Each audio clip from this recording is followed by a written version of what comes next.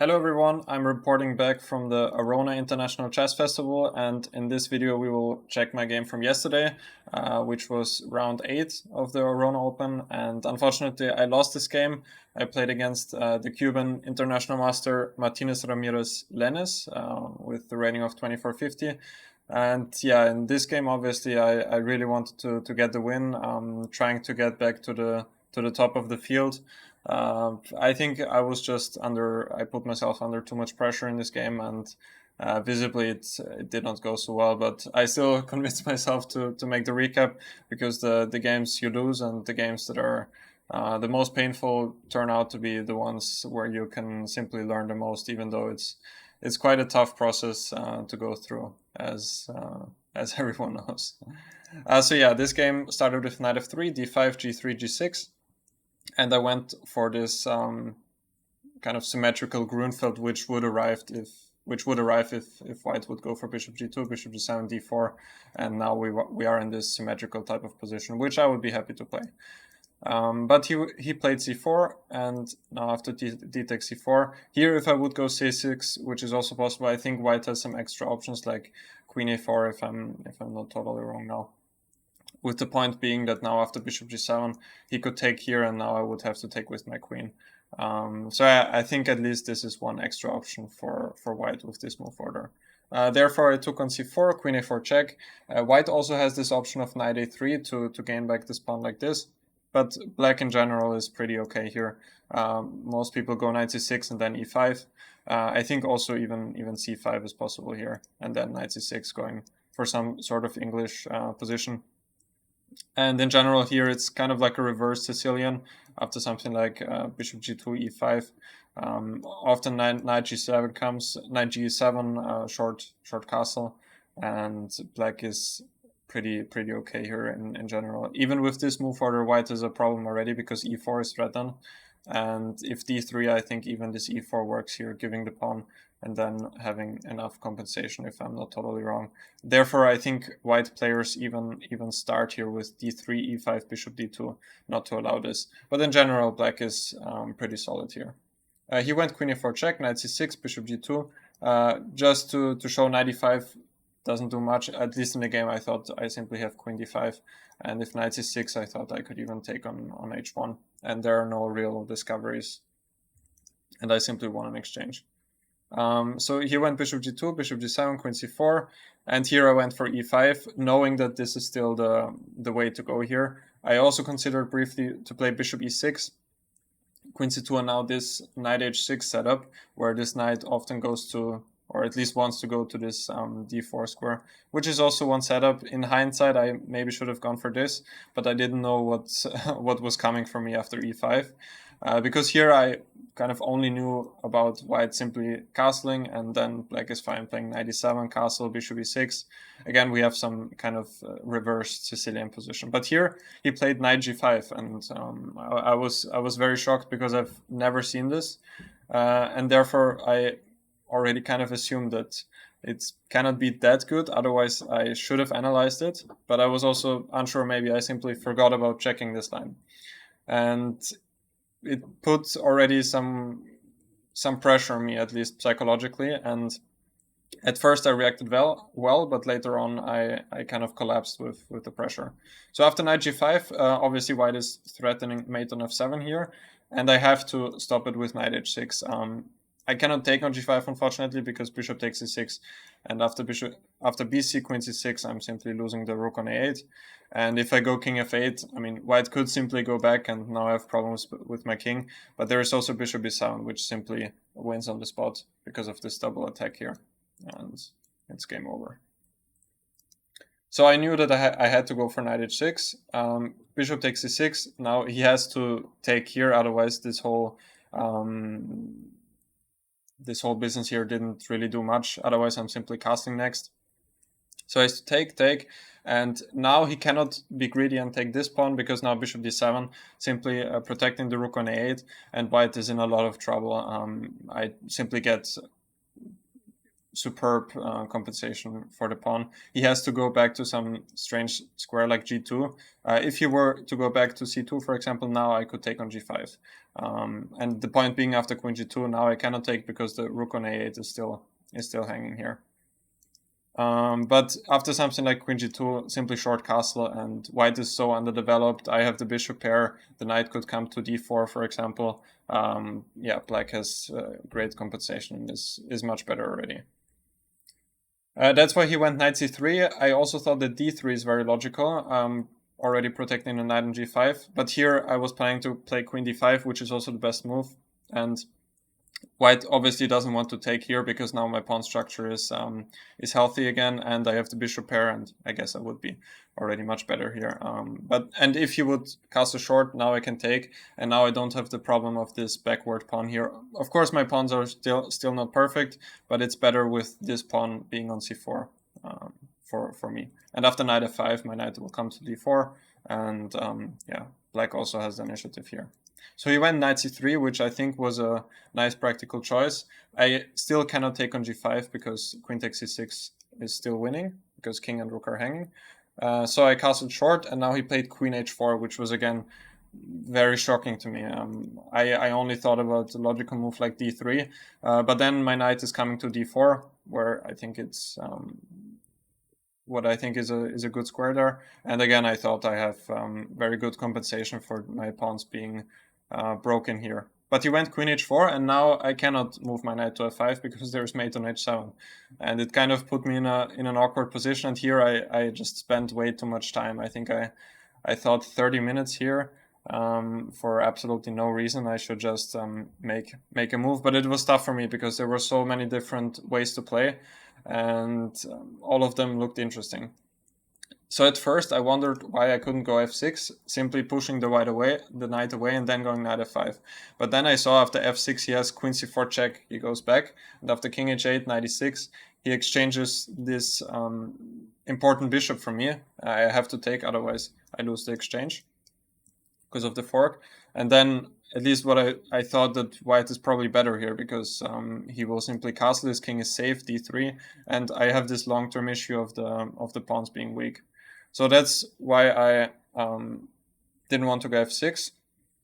Then what I also thought about was king h8, trying to prepare f6 without letting queen c4 check and knight e6 happen. But then I saw that he has d3, and after f6 he has knight e6, and bishop e6, bishop h6. And again, many pieces are getting exchanged, which is not really in my favor because I need to make something happen with these pawns being chronically weak. An endgame for me would be pretty fatal. So I cannot, or at least I shouldn't exchange pieces. And here is exactly what he gets. These bishops will also become exchanged, and these weaknesses here on these light squares don't really matter. White can always even go f3 simply to block out the bishop. And g5 looks like the queen might get trapped, but he can even take with check. And after queen a4, it gets obvious that I have huge issues with these pawns. So that's when I also saw that king h8 doesn't really work. Then I also saw this idea with rook b8, which might have been better than what I played in the game, most likely. And my idea here was to play c5 and rook b4. This was what I saw, but again, I was not very happy with this. White has a few options, for example, d3, c5, and now knight g4 is what I saw. And again, I wasn't sure here. Now his pawn structure is also weakened, but yeah, at least during the game, I felt that my pawns are weaker on the long term. I mean, not only the c5 pawn, but also these two can be quite a target. And I didn't really like this position. The engine is not impressed at all. It says black is more or less fine everywhere, but practically it seemed far from obvious. The computer, for example, gives a5 here, and after a3, he always continues with some, at least from a human perspective, strange moves. And yeah, I did not think about playing a5 here. I only thought about this plan with c5. And that's why I also did not really like rook b8. Then I also saw the move e4, which turns out to be the best move actually. But after knight g takes e4, I have to point out that knight c takes e4 runs into f6, and now knight f5 and the queen, or even g5, and the queen might get trapped. I guess knight f3, g5, and the queen doesn't have anywhere to go because queen h5, bishop g4 traps the queen, and white has to give a piece, but then black would be winning. So he has to take knight g4, otherwise I can most likely just strengthen my center with f5, and then his bishop doesn't get into the game. Also knight f5 is threatening with the knight on g5 being loose. So he has to take basically, and now f6, and this is, I believe, was the key move which I missed. I cannot, again, I cannot exchange queens. In the endgame, white is simply super safe. His king is never in any danger. So f6 has to be played, and now I should simply play on this kind of long-term compensation. And in the game, I totally did not see that this is working. But now g5 again is a threat. Let's say d3, g5, and again the queen would get trapped here. So queen f4, the queen needs to go back, and after g5, queen f3, bishop g4, queen g2, simply f5. And now if you make these moves, then all of a sudden it kind of makes sense to go there, and the engine gives some advantage for black. But in the game, I briefly saw this e4 idea, but this f6 was the key move which I totally missed. That would have been the best way to go. But yeah, after lots of contemplation and thinking, I went queen d4, and now I was trying to go for this endgame with queen h4, gh4, which again, even there I would not be entirely happy. For example, something like this. I thought I should be more or less fine, but yeah, it was also not a dream scenario from the opening. But he went knight f3, and now my original plan was to play queen d7, go back, and then to have knight f5 again without the knight being on g5. There is no queen takes h7 mate. But during the game, I thought that he can simply take on e5, and after bishop e5, queen h6, he simply won a pawn. But I guess in this game, my whole evaluation was simply out of place, because after c5, black has simply a huge advantage, and it also makes sense the bishop comes to b7, the e-file is now opened, I have the two bishops, it's just fantastic compensation for me. And if I would have seen this last king of c5, I would surely have played queen d7 as well. After something like d3, if you would play logically, then knight f5, and after queen c4, rook e8, or something like this, rook b8.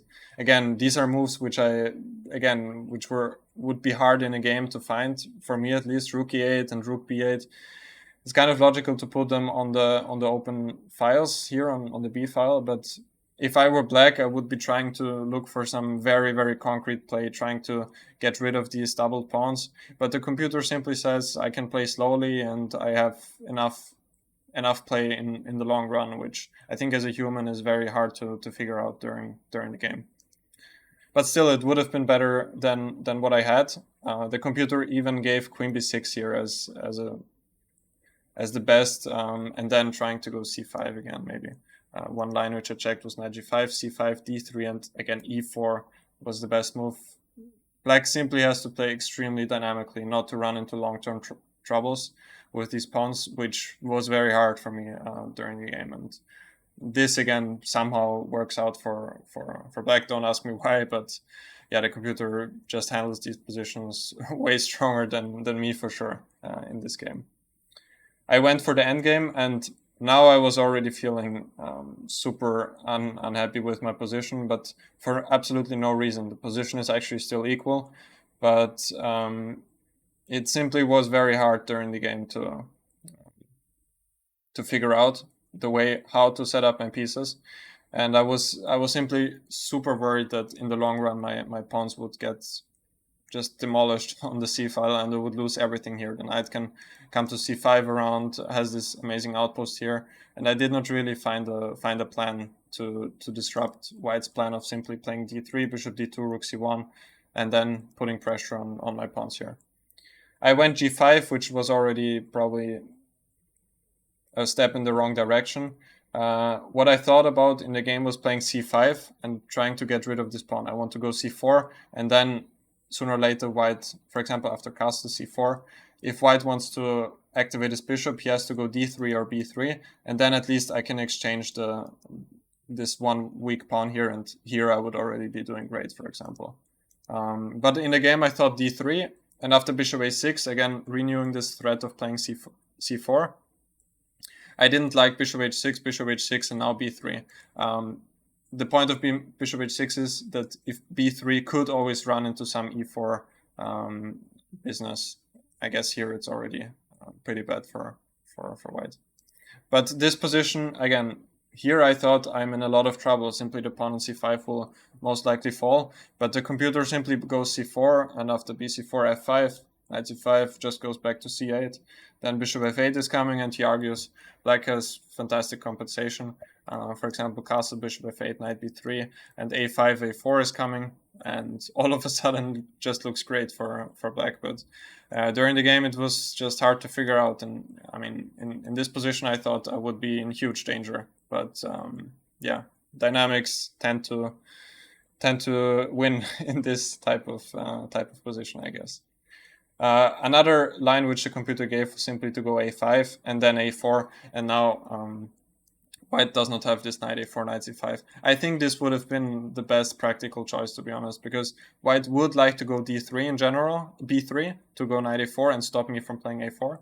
But here I would have e4, and now he cannot take because the rook on a1 is hanging. And otherwise, again, he has problems with, I mean, he cannot really play d3 now, is what he wants, and my bishop now finally opened up.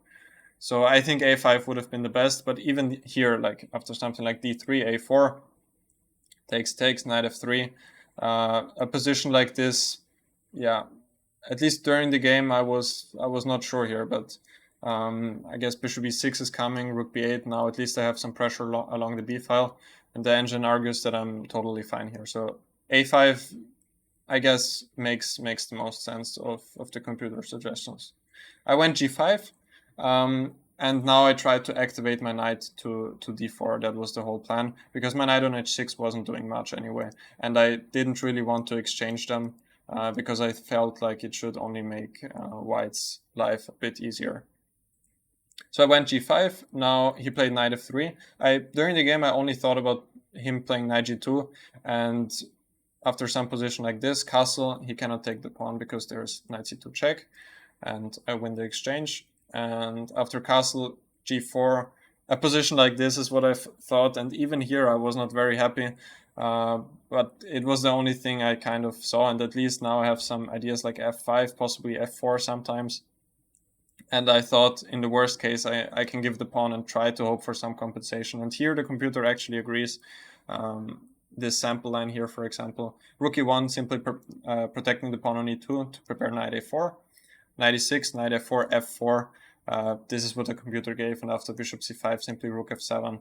Again, playing for long-term compensation here in an endgame, which is pretty insane to me personally. But computer argues knight on g2 is out of the game. My bishop could now come to b7 possibly. Sooner or later, f3 might be an option. And yeah, again, I'm quite astonished by the way these things tend to just work, simply giving a pawn for compensation in the endgame, but here it simply does. Knight f3 was what he played. After g4, knight h4. I played f5. In hindsight, knight f5 probably would have been smarter. I thought about this move. He probably should take, otherwise I can ruin his pawn structure. And after takes, here this was the position which I thought about for some time. And again, I thought if I would manage to play e4, for example, castle e4, I would be totally fine, because now he cannot develop his bishop normally. He cannot go d3 because I can always take. But here I thought, first of all, e4 was one line which I wasn't sure, but bishop c8 is very strong, and now the bishop can come to a6. And I think what I also missed was that here I have this nice tactic, rook takes d3, rook takes d3, and rook d8. I think that was another thing I missed. Because, again, in general, I thought here, if white manages to consolidate, plays bishop e3, rook d1, knight a4, knight c5, I would be just busted. And I didn't see if it actually works out in time for me.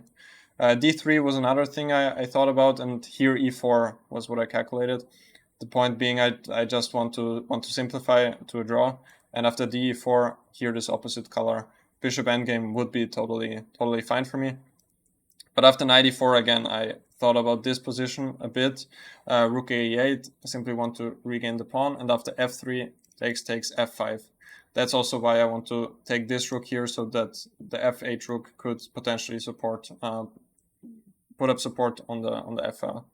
But even here, after king e2 takes an f4, very important move. Now bishop e3 is coming, and again, at least in the game, I thought this could be lost. Computer says it's still even close to equal here, but these are just things that are very tough to figure out during the game. So I simply went f5. I was already pretty low on the clock. I had to play faster here. d3, knight f7. I wanted to put the knight to d6, so that sooner or later I could still have hopes for pushing e4. He went bishop e3, knight d6, rook c1, and here I went bishop e6. Again, the computer argues a5 is very good. One wants to push a4 again, and after b3, knight b5 is good for some reason.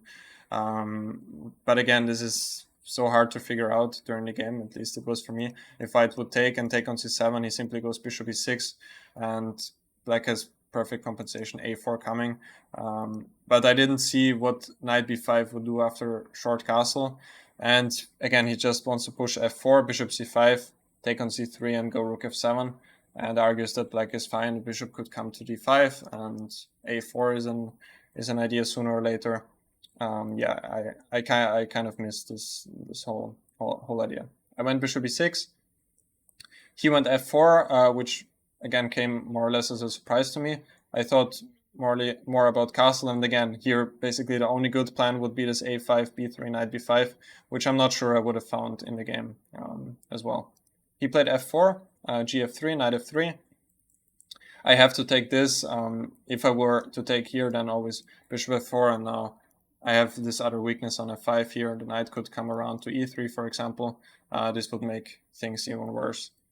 After gf, knight f3, now at least I had this e4, and it kind of gave me hope again that I can, that I have enough counterplay. Now at least the bishop on g7 is opening up. And after knight d4, bishop d7, he played knight b3. Again, aiming for this c5 square here. My bishop on d7 is simply pretty horrible, and often it has to go back to this kind of set square on c8. I took ed3, and I think this was the kind of the critical position of the whole game. And here I felt already that I was just under so much pressure. Knight c5 is coming, and my bishop is bad. The pawns are always weak. Knight a5 is also an idea. Now I also have this weakness on f5, even though it's protected pretty well. And I simply did not manage to come up with a good plan here. I went rook a8, which was already the first mistake, and as it usually is, one mistake is usually followed by another. And after king d2, I went rook takes e3, which we will check out in a minute. I just want to mention probably the better plan is to play rook fe8, and after king d2 to play bishop e6. Again, it's not so obvious, at least not during the game. For example, after knight d4, you have to find rook a d8, having some ideas along the d file. For example, knight takes c6, knight c4 check, and some trouble here along the d file and the e file. Knight c5 would be more logical, and now bishop f7. And again, the computer says it's more or less okay. But positions like this, again, it still seems very unpleasant. Like I don't see a real plan for me. Maybe I can go rook d8, try to hope for some tricks, but if white manages to consolidate, I will simply be in trouble long term. And after king f2, which also seems logical after rook f8, here the computer again says knight f7 is very important, otherwise I'm much worse. And I have this idea of knight e5, knight g4, and I probably have enough counterplay for equality here. I went rook a8, and here I tried to force matters. King d2, rook takes e3, takes on bishop h6 check, just trying to exchange pieces to try and come the draw closer. But with this operation, I only came closer to the loss, so it wasn't a good decision at all. He went king f2, I took, and I went f4. And here, what I totally missed with this whole idea after rook a8 was that after f4 he could go g4, and here I'm simply more or less lost probably. I could still put up a fight if I would have found h5 now. Just to briefly mention, I cannot take the pawn here because of rook g1, and I'm losing the piece because of this this pin here, h5, h3, and I'm just lost. I played king f7, trying to renew the threat of taking on g4, but probably the only move to try to put up a fight is h5. I have to exchange this pawn right away, because later in the game he can support it with h3. And here after gh5, rook f5, and I'm winning back this pawn. Still, white is better, but at least I have this pawn on h2 as a target now. And if g5, I have knight f7, and the knight could come to g4 after knight e5 now. So this would have been my kind of like my last chance. I played king f7, and now king f3, and after king g6, knight e4. I'm simply busted here. Now I don't have any counterplay on the f file. The pawn on f4 is weak. My pawns here are still weak. I tried h5, but after takes, rook c5. Played king h4, at least to have some ideas with bishop g4 check here.